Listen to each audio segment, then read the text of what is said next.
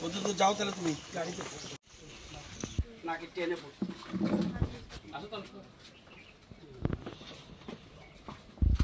ছেলে মেয়ে কয়জন?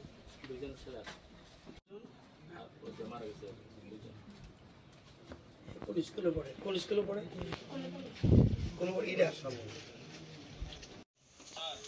তোর বাড়ি কালকে রেড করছিলেন?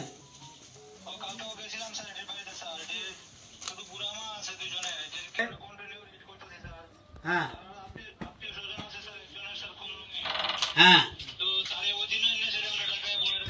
তারে দরকার তারে অ্যারেস্ট করেন, তোমার চালান নেব। একটা দুঃখজনক ঘটনা গত 1 আগস্ট হয়েছে। আমি দিল্লিতে ছিলাম। আমার বিধানসভা কেন্দ্রের বীরমোহন এলাকা একটা জায়গা আছে।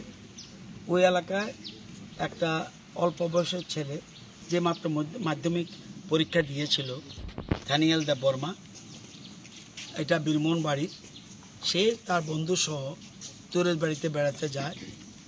ফেরার পথে কতিপয় দুষ্কৃতী তাদেরকে অ্যাটাক করে সিরিয়াস ইনজুর্ড করে। কিন্তু বাড়িতে এসে পরের দিন অবস্থা কন্ডিশন খারাপ দেখে জীবিতে ভর্তি হয় দানিয়েল, এবং যে দানিয়েল জীবিতে ভর্তি অবস্থায় গত 1 আগস্ট সে মারা যায়। এই ঘটনায় সমস্ত এলাকার মানুষ একদম শোকে মুহ্যমান এবং তারা প্রচণ্ড ক্ষুব্ধ। আসামিকে যে কোনোভাবেও গ্রেপ্তার করতে হবে, কারণ বাচ্চা ছেলে। আমরা তার মৃত্যুতে শোক প্রকাশ করছি এবং পরিবার পরিজন প্রতি সমবেদনা জানাতে এসেছি। আমার সাথে রুনেল দেববর্মা, এডিসির ইএম রয়েছে, বিএসসি চেয়ারম্যান রয়েছে, আমাদের এলাকার বিভিন্ন কার্যকর্তারা রয়েছে।